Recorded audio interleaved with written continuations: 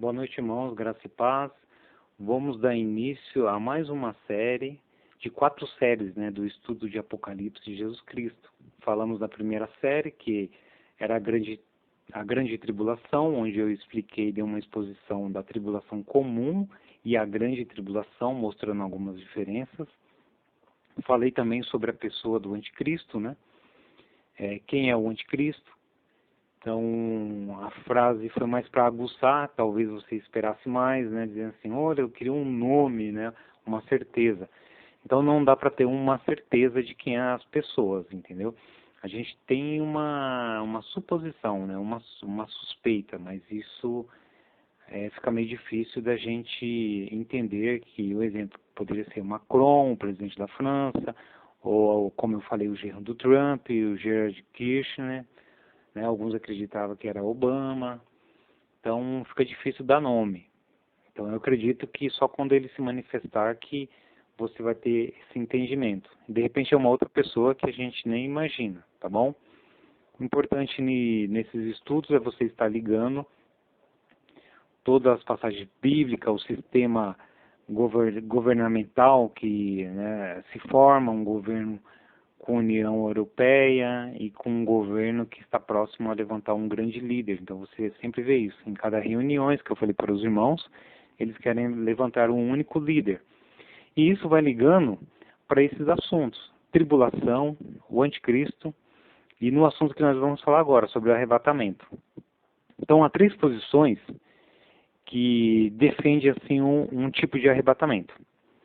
Então há o chamado pré-tribulacionismo, o pós-tribulacionismo e o mesotribulacionismo. São diferentes posições acerca do arrebatamento da igreja, Então, divide-se essas opiniões entre os cristãos.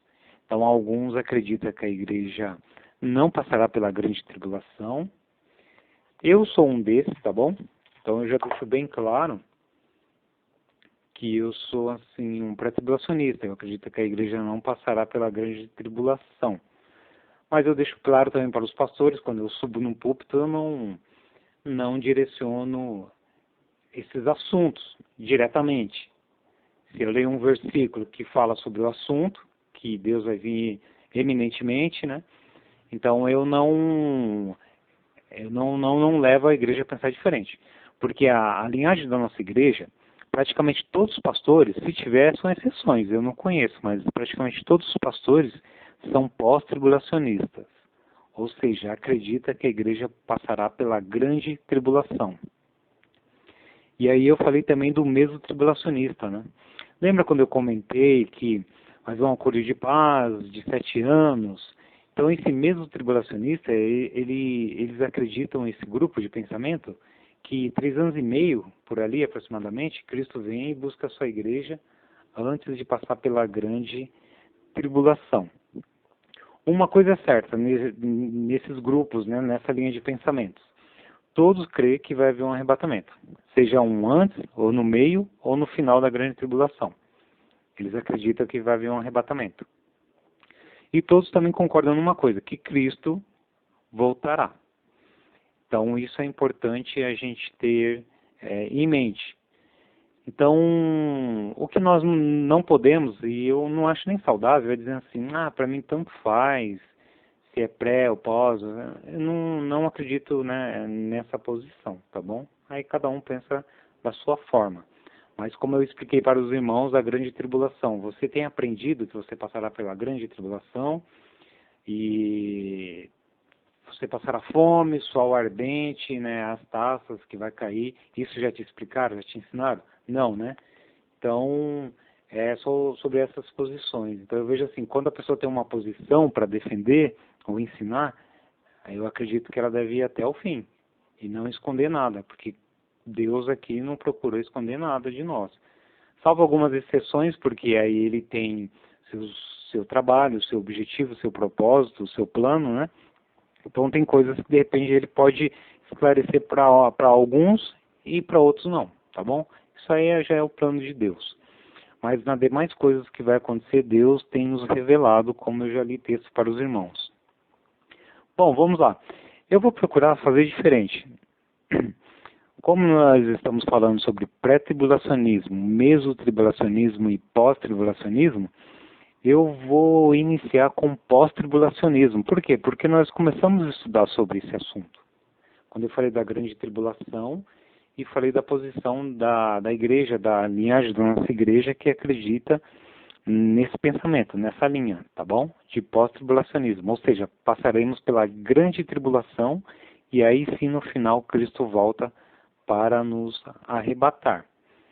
Esse é o ensinamento que eu falei das nossas linhagens. Talvez alguém fale assim, irmão, mas eu não penso assim, eu penso um pouco diferente. Não, tudo bem, não importa, mas eu estou dizendo que essa é a linhagem da nossa igreja. Então aí vai ter as suas posições. Depois você faça o seu estudo em particular e tenta se aprofundar.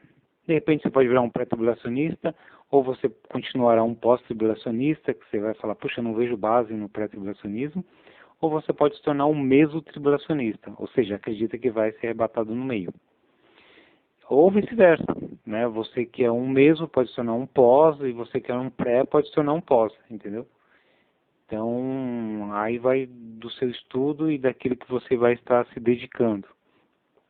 Bom, eu gostaria de já estar citando aqui sobre o pós-tribulacionismo, porque já estudamos sobre isso. Então, o pós-tribulacionismo defende que o arrebatamento e a segunda vinda de Cristo trata-se de um único evento.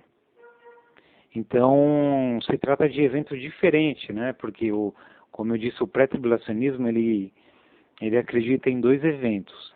Que Jesus vai vir em secreto, buscar a igreja, e depois, assim, uma vinda visível. E todo mundo vai ver. Mas depois eu entro nessa questão do pré. Vamos lá sobre o pós. Então, o pós, ele acredita no evento único, e que acontecerá após o período da grande tribulação. Então, é interessante nós notarmos isso, que esse pensamento é aquele que eu já tinha dado um estudo para os irmãos, da pré-tribulação, né? Então, a igreja passará por isso. Então, agora nós vamos em versículos, né? Basear-se em versículos. Então, o pós-tribulacionista, ele se baseia em Mateus 24. Uma das bases de versículo para passar pela grande tribulação está aqui em Mateus capítulo 24, a partir do verso 21. Porque haverá então tão grande tribulação como nunca houve desde o princípio do mundo até agora, e nem jamais haverá. Versículo 22. Se aqueles dias não fossem abreviados, ninguém sobreviveria, mas por causa dos eleitos, aqueles dias serão abreviados. Então eles acreditam que a igreja passará aqui pela grande tribulação. Esse é um dos versículos de defesa dos pós-tribulacionistas que acredita que a igreja passará pela a grande tribulação. Agora nós vamos ver também outro versículo que está em Marcos capítulo 13. Então, Marcos capítulo 13, a partir do versículo 9, também eles usam, os pós-tribulacionistas, né, usa como base de defesa, né, e mostrando esse versículo aqui, ó. Marcos 13, capítulo 9, fiquem atentos, pois vocês serão entregues aos tribunais e serão açoitados nas sinagogas. Por minha causa vocês serão levados à presença de governadores e reis, como testemunha a eles. E é necessário que antes o evangelho seja pregado a todas as nações. Então, se baseia também nesses versículos. Em Lucas também, capítulo 21, a partir do versículo 28, diz assim: quando começarem a acontecer essas coisas, levantem-se e ergam a cabeça, porque está próximo a redenção de vocês. Então, tanto lá em Marcos 13, como Lucas 21 e Mateus 24, aí você pega ali o Sermão do Monte. Então, ele começa a dizer o que vai acontecer: nações, guerras, fomes, né? E aí começa a trabalhar o que vai acontecer, né? Perseguição, mas o fim de todas as coisas seria: a igreja teria que passar por esse momento, por esse período de tribulação, E ela passando, aí onde que Jesus falou aqui, ó, no versículo 28, de Lucas 21 e 28. Quando começarem a acontecer essas coisas, levantem-se e ergam a cabeça, porque está próximo a redenção de vocês. Então, muitos acreditam, né, baseado nesses versículos, que a igreja teria que passar pela grande tribulação e assim Jesus Cristo voltar, retornar para arrebatar a igreja depois da grande tribulação.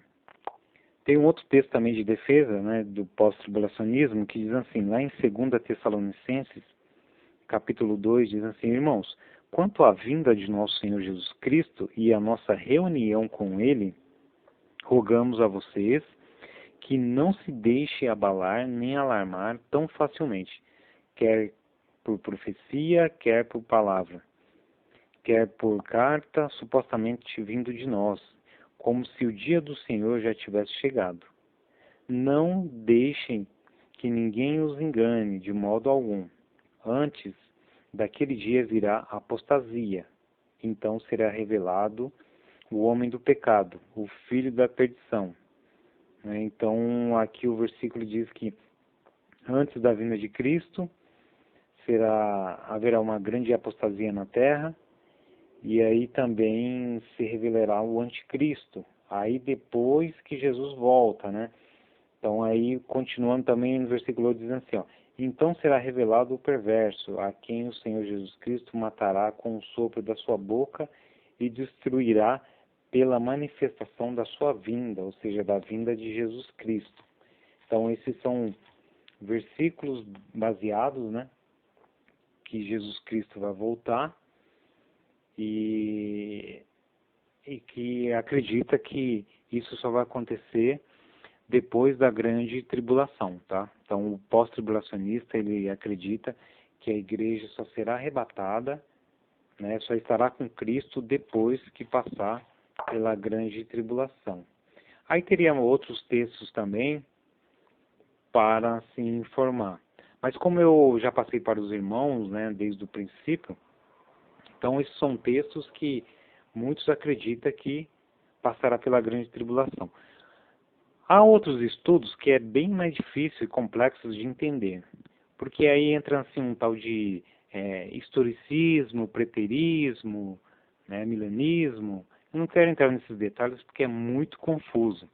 Mas há grupo desses aí, que acredita que a igreja passará pela grande tribulação, eles acreditam que Cristo já está reinando. Quando Cristo veio, ressuscitou, então ali ele já começou a reinar espiritualmente. Então ele está reinando no coração dos fiéis, não só dos fiéis, como também do mundo. Ele está regendo, ele está governando, né? Então muitos acreditam que aí depois Cristo só retorna. Então eles não acreditam que um anticristo vai se levantar, né, um homem. Então eles não acreditam nessa posição. Mas eu não quero entrar nesses detalhes. Talvez alguém que nós conhecemos da nossa linhagem de pastores crê talvez dessa maneira, né? Não sei, não fui a fundo.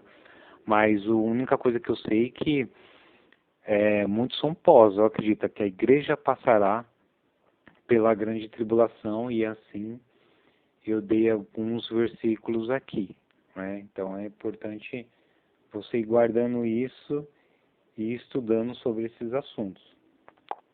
Continuando, irmãos, tem um versículo também em 2 Pedro, que se você ler todo o contexto, fala sobre o dia do Senhor. Então diz assim, em 2 Pedro, capítulo 3, versículo 10. O dia do Senhor, porém, virá como ladrão.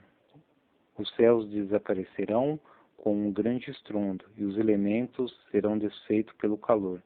E a terra e tudo que nela há será desnudada. Então, são esses os textos, né, baseados no pós-tribulacionismo, para a defesa de quem passará pela uma grande tribulação. Então, essa linha de pós-tribulacionismo acredita que a igreja passará pela grande tribulação. Então, aqui são os versículos que eu tenho deixado assim para os irmãos. Continuando sobre o assunto, irmão, sobre arrebatamento, agora nós vamos falar sobre o mesotribulacionismo. O mesmo tribulacionismo defende que a igreja será arrebatada no meio da grande tribulação, sendo a tribulação um período de 7 anos. Então, como eu já tinha falado para os irmãos, né, vai haver 3 anos e meio de paz e 3 anos e meio de grande tribulação, ou seja, grandes dificuldades no mundo, né? Então, essa linha de pensamento, né, elas são, pelo menos ela parece um pouco com o pré-tribulacionismo. Então, acredito que a igreja não passará por todo o período da grande tribulação. Então, eles acreditam que a igreja será arrebatada nos 3 anos e meio. Então, não passará por essa grande tribulação, né? Então, existe também mesmo tribulacionistas que defendem que a grande tribulação não terá necessidade de 7 anos de duração. Então, essas correntes vai tendo, assim, esses pensamentos. Então, eles acreditam que não precisa ter os 7 anos, né, literal, para ser arrebatado. Então, cada linha vai colocando, assim, suas posições, seus pensamentos, né. E a principal defesa do mesotribulacionista é olhando cronologicamente, né. Então, eles pensam o seguinte: quando eu li para os irmãos lá em 2 Tessalonicenses, capítulo 1, onde que eu li também que o pós-tribulacionista usa esse texto, onde Paulo fala para os irmãos, né, não achar que veio deles, né, esse ensinamento que Cristo já estava ali reinando, mas para que os irmãos fiquem atentos, que primeiramente vai vir a apostasia, e aí se manifeste o homem da perdição, né, o anticristo, o antimessias. Aí eles acreditam, baseado nesse texto, que eles serão arrebatados no meio. Quando o anticristo aparecer, a igreja, assim, é arrebatada. E eles defendem também, lá em 1 Coríntios, capítulo 15, que diz assim, em 1 Coríntios, capítulo 15, a partir do verso 52, num momento, num abrir e fechar dos olhos, ao som da última trombeta. Então, eles acreditam que o som dessa trombeta é que vai resgatá-los, né, da metade da grande tribulação. Onde que eles baseiam isso? Aí eles se baseiam em Apocalipse capítulo 11. Então, ele vai lá no versículo 15 de Apocalipse 11 e 15 e diz assim, e o 7º anjo tocou a sua trombeta, e houve fortes vozes nos céus, que dizia, o reino do mundo se tornou de nosso Senhor Jesus Cristo, e ele reinará para todo sempre. Então, eles se baseiam nesses versículos. Então, o mesmo tribulacionista, temos poucas informações, né? Então, quem defende essa linhagem, essa linha de pensamento, eles se defendem olhando nesses versículos. E então, assim, eu não teria mais, né, assunto em relação ao mesotribulacionista. Então, é aquilo que eu falei para os irmãos. Eles acreditam que na metade do ano, dos 3 anos e meio, né, que é aquele evento que Daniel fala, um período de 7 anos. Então, quando fizerem um tratado de paz de 7 anos, mas durante os 3 anos e meio a igreja sobe, aí o anticristo começa a perseguir, a matar. Então, eles acreditam que a igreja não passará pela perseguição do anticristo e nem das taças, né, da ira de Deus. Agora, o pós-tribulacionista tem que crer nisso, né, porque a gente já estudou. Se passa pela grande tribulação, então passa por isso, até pela taça, né, pelo juízo de Deus. Então, os irmãos vão fazendo essa comparação, tá bom? Para não passar por esse período, tem que ser arrebatado antes. Mas as posições que eu estou colocando são estudiosos, então quem traz essa linhagem defende esse pensamento. Então os irmãos puderam ver aqui as comparações, né? Então Pós acredita que passaram pela grande tribulação, e baseado nos versículos que eu passei, então Cristo só vem arrebatar a igreja quando terminar a grande tribulação. E o mesotribulacionista acredita que vai ser arrebatado no meio do ano, né? Ou seria dos 3 anos e meio, do reinado de 7 anos, do tratado do acordo com o anticristo. aquele que está em Daniel capítulo 9, a partir do versículo 27. Então é um período de 7 anos, mas eles acreditam que vai ser arrebatado nesse período, no meio. Então eles vão ver o anticristo, mas quando o anticristo começar a perseguir, a matar as pessoas, né, e a impor assim a sua marca, eles acreditam que a igreja sobe antes. Agora a gente vai passar pelo pré-tribulacionismo para a gente ir entendendo um pouco mais desses estudos, tá bom? Bom, continuando aqui o estudo sobre o arrebatamento da igreja, agora eu vou estar dando a posição assim do pré-tribulacionista. Então, os pré-tribulacionistas acreditam que a igreja não passará pela grande tribulação. Então, o nome já diz tudo, pré, né? Alguns chamam de pré-ira, né? Que a igreja não passará por essa ira de Deus, né? Eu vejo nessa posição o seguinte, eu vou dar alguns versículos e só para comentar, alguns dizem que essa posição é uma heresia, né? Se você ver alguns vídeos do pastor Hernandes Dias Lopes, né, eu gosto, né, da pregação dele, mas nesse assunto eu não gosto muito porque ele chama de heresia, então ele pega uns textos e distorce em relação ao arrebatamento.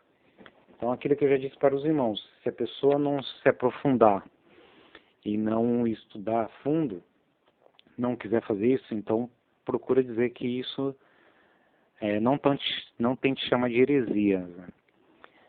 De repente pode ser uma heresia, tá bom, irmãos? Não quero defender o meu lado, só vou estar posicionando assim o que eu penso e mostrando os versículos. Mas se não for uma heresia, e a pessoa estiver chamando essa base de arrebatamento secreto da igreja de heresia, isso é perigoso, porque se isso for uma verdade mesmo, que eu creio que é uma verdade, você estaria chamando o que o Espírito Santo ensinou de heresia, e que Jesus Cristo ensinou de heresias. Então, por que esse desabafo, esse comentário agora? Porque você vai pegar muitos falando sobre esse assunto chamando de heresia. Então, cada um respeitando a posição uma do outro, entendeu? O que você pode fazer é debater os versículos, né? Não brigar, né? Debater, eu digo assim, estudar, fazendo comparações. Bom, vamos lá. Os pré-tribulacionistas acreditam que a igreja não passará pela grande tribulação. Quais os versículos que eles se baseiam nisso? Bom, ele se baseia em Apocalipse 22, versículo 12 ao 20, que diz assim: Eis que venho sem demora, e comigo está o galardão que tenho para retribuir a cada um segundo as suas obras. Certamente venho sem demora. Então, os pré-tribulacionistas baseiam no seguinte, que aqui Cristo não está falando numa vinda em glória para punir os que estão na terra. Então, aqui ele está falando que está vindo para os seus, ou seja, para a igreja. Então, ele vai estar retribuindo cada um segundo as suas obras. E ele diz, certamente venho sem demora. Então, ele está falando isso para a igreja. Agora nós vamos ver o encontro com Jesus nos ares. Quando a gente vai lá para João, capítulo 14, versículo 3, embora que para ali os irmãos, para os apóstolos, é um mistério, né? Porque na verdade isso foi mais revelado a Paulo. Mas, como se diz, Jesus deu uma canja, né? Falando no linguajar nosso, ou seja, deu um gostinho, né? Claro que depois eles vieram entender isso daqui mais para frente. Depois você vai ver algumas cartas de Pedro, de Tiago, né, e de João, aí eles passaram a entender melhor. Mas Paulo já diretamente, o Espírito Santo instruiu ele sobre esses assuntos, né. Então, ao versículo de João 14:3 diz assim, Jesus diz que ele ia preparar lugar para nós, né, e diz, eu vou vos preparar lugar, né, e depois que eu preparar, eu voltarei e vos receberei para mim mesmo, ele está dizendo, para que onde eu estou, estejais vós também. Então ele, em momento algum, que ele está falando que vem como um grande rei, né, e em glória para punir as nações. Não estou falando que Jesus não é rei, Jesus sempre foi rei, entendeu? Eu estou dizendo assim, na posição aqui, ele está dizendo, ó, voltarei e vos receberei para mim mesmo. Então, ele diz que está voltando para a igreja, que voltará para a igreja, não para o mundo. Voltarei e receberei para mim mesmo. Para onde eu estou, estejais vós também. Aí o interessante, quando nós vamos lá em 1 Tessalonicenses, né, 16, 17, Paulo, ele nos dá assim, uma ideia também. Ele fala aqui, ó, porquanto o Senhor mesmo, dado a sua palavra de ordem, ouvindo a voz do arcanjo e ressoado a trombeta de Deus, descerá dos céus, perdão, e os mortos em Cristo ressuscitarão primeiro. Depois nós, os vivos, os que ficarmos, seremos arrebatados juntamente com eles, entre nuvens, para o encontro do Senhor nos ares, e assim estaremos para sempre com o Senhor. Você viu como uma coisa liga a outra? Porque é o Espírito Santo que dá essas instruções, né, irmãos? Para que os apóstolos escrevessem isso na Bíblia. Então João escreveu aquilo que Jesus ditou, né? Então ele receberia nós mesmos, né, para ele, e para onde ele estiver, onde Jesus estiver, e ali nós estaremos com ele, né? Estejais vós também, ó. Voltarei e vos receberei para mim mesmo, para onde eu estou, estejais vós também. E aqui, finalizando aquele versículo que eu li, ó, depois nós os vivos, os que ficarmos, seremos arrebatados juntamente com eles, né? Com aqueles que estavam mortos e ressuscitaram primeiro. Aí depois diz assim, ó, seremos arrebatados juntamente com eles entre nuvens para o encontro do Senhor nos ares. E assim estaremos para sempre com o Senhor. Então foi a mesma frase que Jesus falou. Para onde estiver, né, vocês também estarão comigo para sempre. Então é interessante nós vermos isso. Aí quando nós vamos também lá para Apocalipse, capítulo 22, 17, ele diz assim, e o Espírito e a noiva diz, vem, né? Então, se você estuda o contexto, está dizendo assim que o Espírito e a noiva está pedindo que Jesus volte para buscar a noiva. Não está pedindo que Jesus volte para o mundo, porque o contexto aqui está dizendo assim, ó, e o Espírito e a noiva diz, vem, né? Então é interessante a gente notarmos isso. E Apocalipse 22 e 20 também diz assim, amém, né? Vem, Senhor Jesus, né? Então nós somos a noiva de Cristo. Então é interessante notarmos isso. Aí Paulo lá em Efésios 5 e 32 diz assim, grande é esse mistério, mas eu me refiro a Cristo e à igreja. Então Paulo sempre tratou esse assunto como um mistério, né? Então o arrebatamento da igreja é um mistério. Então essa posição pré-tribulacionista, irmãos, eles almejam a volta de Cristo, né? Então, não que as outras não almejam, não é isso que eu estou dizendo. Eu estou dizendo assim, que aguarda, né? Como as Escrituras ensinam.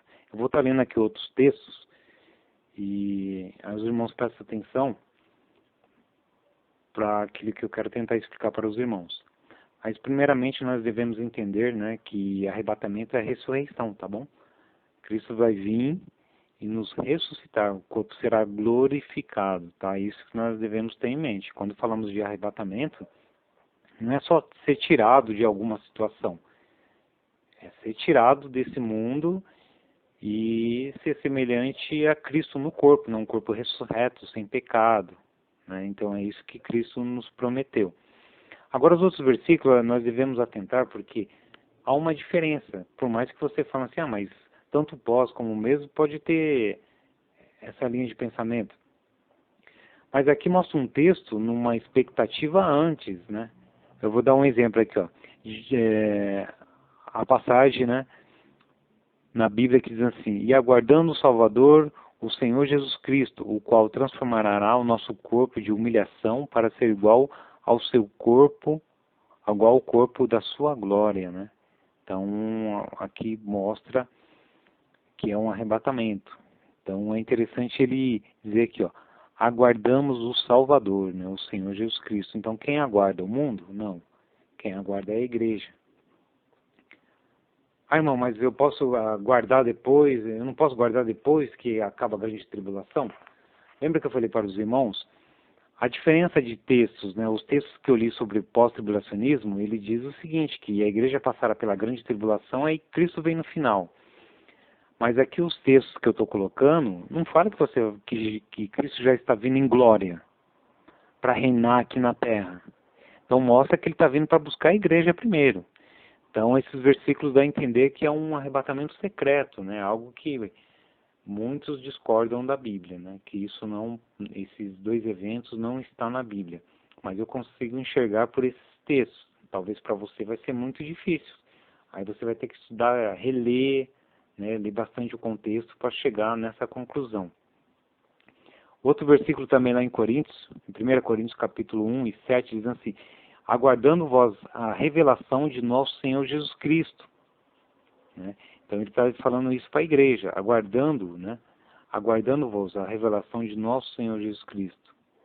Aí também você vai encontrar outros textos dizendo assim: deixando os ídolos, vos convertestes a Deus. Então ele diz que os irmãos tinham deixado os ídolos e convertestes a Deus, né?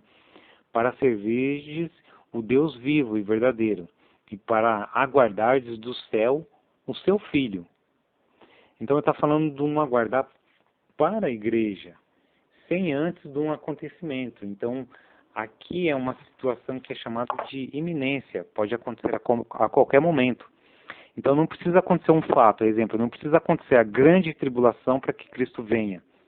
Então essas são as diferenças do texto, né, chamada iminência, ou seja, a qualquer momento. Então isso é iminência, né? Paulo está falando aqui, ó. Então a qualquer momento Cristo pode voltar. Em 1 Tessalonicenses capítulo 1, versículo 9 e 10 diz assim: aguardando a bendita esperança e a manifestação do nosso grande Deus e Salvador Jesus Cristo. Então, um exemplo, a bendita esperança não poderia ser bendita se passaremos pela grande tribulação.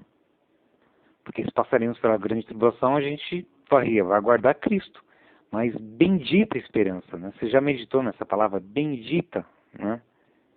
Então, se passaremos pela grande tribulação, seria bendita, seria maldita, porque passaremos por uma maldição, né? Pela uma imposição de tanto o anticristo como a ira de Deus que é derramada, para depois receber Jesus Cristo como nosso Salvador. Mas o texto aqui, Paulo está deixando bem claro, aguardando a bendita esperança e manifestação do nosso Senhor Jesus Cristo. Então, por isso que é bom nós estudarmos esses detalhes da Bíblia.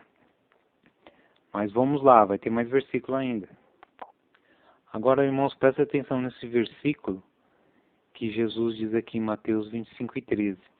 Vigiai, pois, porque não sabeis o dia e nem a hora. É interessante nós notarmos, porque o próprio Senhor Jesus Cristo disse isso. Ele disse, vigiai, pois, porque não sabes nem o dia e nem a hora. Se a gente sabe que Jesus vai vir, que depois que terminar a grande tribulação, a gente está esperando ele, de qualquer modo. Mas aqui ele está dizendo vigiar, então ele está pedindo que a gente não sabe o momento, é algo iminente, que não sabe o dia e a hora, entendeu? Porque eu vou te dar um exemplo. Se nós formos passar pela grande tribulação, e aí nós passamos já o último dia da grande tribulação, ou seria o último dia desses 7 anos. E a gente sabe que a qualquer momento ali Cristo pode vir. Então você poderia datar, não precisamente, mas você teria uma ideia quando Cristo viria. Mas não, ele está dizendo para vigiar, porque não sabemos o dia ou a hora. Não sei, eu acredito que ainda vai ficar muito confuso para os irmãos. Por quê? Porque você precisa estudando mais essas diferenciações da Bíblia. Você vai talvez achar que não há nenhuma diferença. Aí ele continua assim, ó, para que vindo, ele inesperadamente não vos ache dormindo. O que porém vos digo, digo a todos, vigiai. Então não teria necessidade de vigiar, entendeu? Porque se você está vivendo corretamente, né? Eu digo assim, defendendo a palavra de Deus, se você está morrendo ali pela mensagem da cruz, se você não quer pôr a marca da besta, por que você vai vigiar? Você está aguardando só que Cristo, você não vê a hora de Cristo vir te tirar daquela agonia. Então, ou seja, ali não seria uma bendita esperança. Então, você não vê a hora de Cristo tirar dessa grande tribulação. Então, vigiar por quê? Não teria sentido se você faz alguma comparação. Talvez você ache que tem algum sentido, mas aí é uma questão de analisar cada versículo. A Bíblia também faz uma comparação entre os dias de Noé e Ló. Então é interessante nós estarmos vivendo nessa época, porque o próprio Jesus diz assim, ó, por isso ficai também vós apercebidos, porque a hora que não cuideis, o Filho do Homem virá. Entendeu? Então é interessante nós olharmos para esse texto, que ninguém vai estar esperando. Então ele diz assim, é como se fosse na época de Noé, as pessoas comiam, bebiam, casavam e davam-se em casamento. Então se você olhar na época de Noé, ninguém está sendo atribulado. A gente pode ter uma pequena tribulação, como eu fiz comparações. Lembra a tribulação comum, diferente da grande tribulação? A grande tribulação vai ser aquela perseguição sem cessar. O anticristo vai matar as pessoas. Isso está lá em Apocalipse capítulo 13. Aquele que não adorar a besta vai ser morto. Então, uma grande diferença. E aqui no texto, Jesus está dizendo, olha, no dia de Noé vocês vão estar comendo e bebendo. Então, é praticamente essa época que a gente está vivendo. Então, eu acredito que a qualquer momento a igreja possa ser arrebatada. Porque as pessoas não vai estar se importando com a vinda de Cristo. Ela vai estar comendo, bebendo, casando, dando-se em casamento. Numa tribulação vai ter isso. É só perseguição. Então é só a gente olhar para o texto, a gente vai vendo essas diferenças e vai sendo algo interessante que nós devemos notar, né? Continuando, o pré-tribulacionismo defende também, tendo algumas visões. Um exemplo, a igreja passará pelo tribunal de Cristo, né? Você encontra isso em 2 Coríntios, capítulos 5 e 10. E é interessante também você analisar, né, com 1 Coríntios 3 e 12 e 15. Então ali são as obras, né, do que nós temos feito aqui por Cristo no nosso caminhar em santidade. E depois desse tribunal de Cristo, é interessante ver que nós receberemos um vestido de linho finíssimo, né, puro. Isso representa a justiça. Aí você vai lá em Apocalipse 19, 14. Então ali está tendo uma grande reunião, né, o casamento do Cordeiro com a noiva, que é a igreja. Então, alguns pré-tribulacionistas associam isso que a igreja não passará pela tribulação, pela grande tribulação, porque está vivendo esse momento, um casamento com Cristo. Então, depois você olha que aí Cristo está voltando, né, no contexto de Apocalipse 19, 14 em diante, ele está voltando com todas as pessoas para a terra. Para quê? Para defender Israel. Então, os pré-tribulacionistas, eles fazem diferenciação que a igreja não substitui Israel, como muitos pós-tribulacionistas, praticamente quase todos acreditam que a igreja, não vou dizer todos, mas quase todos, que a igreja substitui Israel. Então, por isso que eles veem naquela passagem de Mateus 24 em diante, se não fosse por causa dos eleitos, né, eles não seriam salvos, né, seriam todos mortos, mas por causa dos eleitos, Cristo vai voltar e assim os resgatá-los. Então, os pré-tribulacionistas acreditam que ele está falando de Israel. Quando você vai lá para Romanos, capítulo 11, versículo 25 em diante, diz assim, irmãos, não quero que ignore esse mistério, para que não se tornem presunçosos. Israel experimentou um endurecimento em parte, até que chega à plenitude dos gentios, ou seja, até que o último gentio se converta. Aí é só Deus que sabe quando isso vai acontecer. Então, nós pré-tribulacionistas acreditamos que o último gentio que se converter, a igreja é arrebatada, cremos que está próximo para acontecer isso. Aí Deus se volta para Israel. Aí Paulo continua no versículo 26. E assim todo Israel será salvo, como está escrito, virá de Sião um Redentor, que desviará de Jacó, né, ou Jerusalém, a impiedade. E esta é a minha aliança com eles, quando eu remover os seus pecados. Então Deus está dizendo assim, essa é a minha aliança com eles.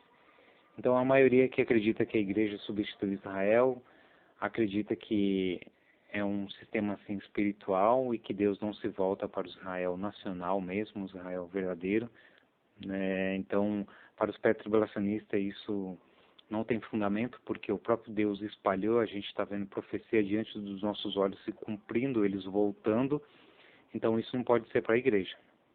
Então o comentário aqui está falando para Israel. Então Paulo ele separa bem aqui na dispensação, ele faz uma separação aqui, ó. Irmãos, não quero que ignore, ele está escrevendo para os irmãos em Romanos. Irmãos, não quero que ignorem este mistério, para que não se tornem presunçosos. Aí ele continua, Israel experimentou um endurecimento. Por que endureceu o coração de Israel? Porque eles não creram, então Deus se voltou tanto para os gentios e para aqueles que o aceitaram, né? Não só para os gentios, mas todos que receberam Jesus como Senhor e Salvador. Mas ele está dizendo aqui, ó, endurecimento em parte, né? Até que chegue a plenitude do gentio, até que o gentio se complete.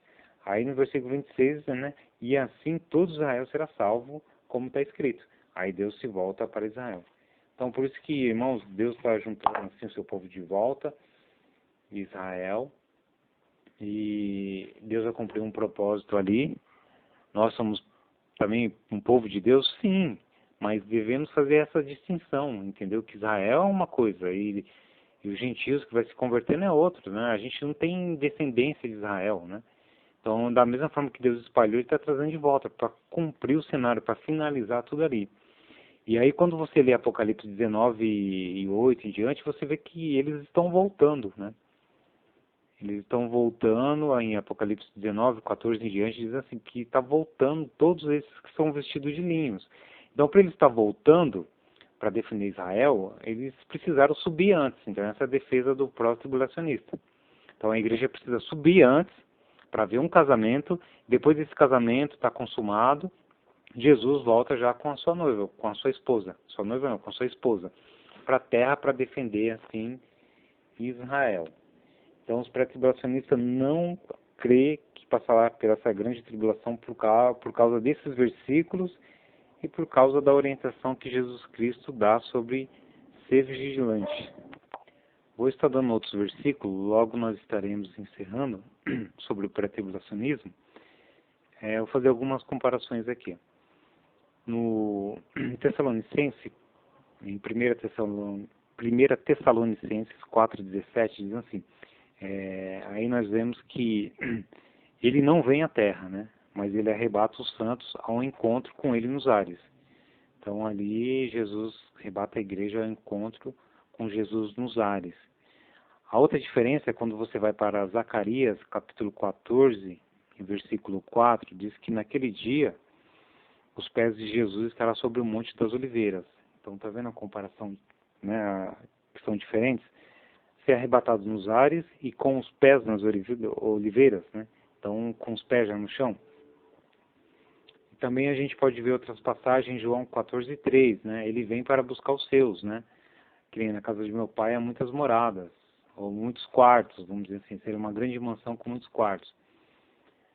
Então Jesus vem buscar para estar com ele. Mas quando você vai para Zacarias 14:5, né? Ele traz os santos do céu com ele. Né? E Judas também 14, você faz essa comparação. Você vê que eles estão vindo com Jesus Cristo. Então, se eles estão vindo, é porque foi arrebatado num momento antes. Então, não pode ser depois da grande tribulação. Porque aí, na verdade, o que vai acontecer? Quando Jesus vier, se a gente estiver pensando... Por isso que o pré-tribulacionista não crê da forma que o pós-tribulacionista. Quando Jesus vem, né, muitos acreditam que já arrebata a igreja ali, nos ares, e desce e estabelece o milênio ali na terra. Aí eles perguntam, então como que vai ser arrebatado se Jesus já está na terra?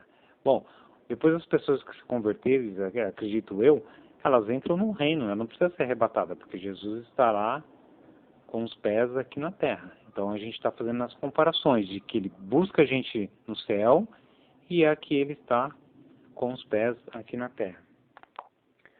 Outra referência bíblica, né, que os pré-tribulacionistas usam é Apocalipse capítulo 3, versículo 10, diz assim: visto que você guardou a minha palavra de exortação, a perseverança, eu também os guardarei da hora da provação que está para vir sobre todo o mundo, para pôr à prova os que habitam na terra. Venho em breve. Retenha o que você tem para que ninguém tome a sua coroa. Interessante, né? Você vê o texto aqui, não tome a sua coroa. Lembra do tribunal de Cristo? Então está mostrando uma fidelidade. Aí depois, você não vai ver mais menção da igreja. Só depois, lá para o final, né?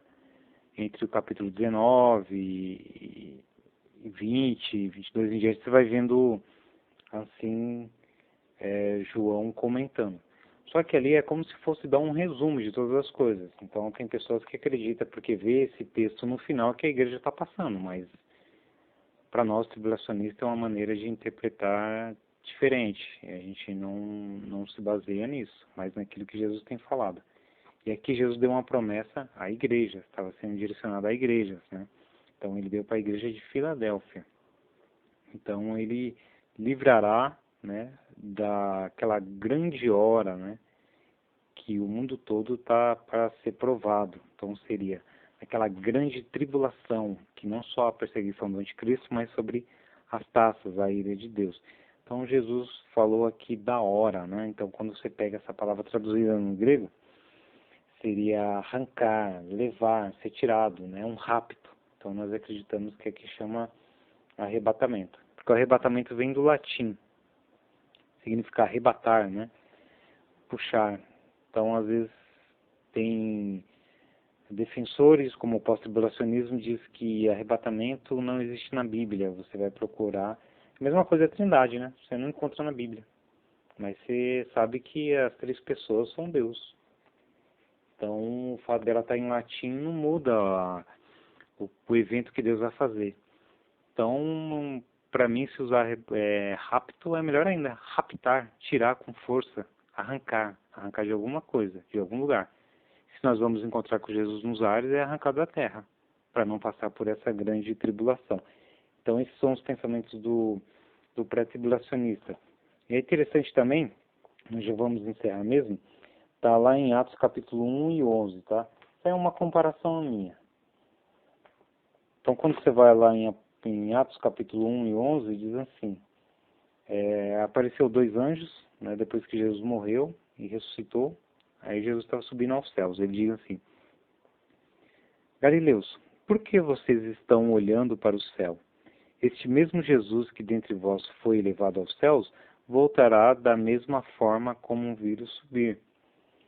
Então é interessante nós olharmos, quando você volta no versículo 9, de Atos 9, diz assim: tendo dito isto, foi elevado às alturas, enquanto eles olhavam, e uma nuvem o encobriu da vista deles. E eles ficaram com os olhos fixos no céu, enquanto ele subia. Então aí apareceu esses anjos dizendo assim: esse mesmo Jesus que foi assunto ao céu voltará. Então Jesus subiu aos céus. Provavelmente, se tivesse acontecido isso, estaria registrado na Bíblia. A Bíblia não mostra que as outras nações ali do lado viu Jesus subindo. Então viu só aquele corpo ali, a igreja vindo, olhando para que Jesus estivesse subindo. Então da mesma forma que ele subiu em secreto, ele vai descer em secreto para buscar os que aguardam o Senhor Jesus Cristo. Agora há uma diferença desse texto para um texto que eu vou estar finalizando agora. Quando Jesus vir, depois da grande tribulação, com os seus santos já arrebatados, essa é a defesa do pré-tribulacionista, aí sim todo olho verá. Por quê? Porque imagine assim o mundo todo numa escuridão só.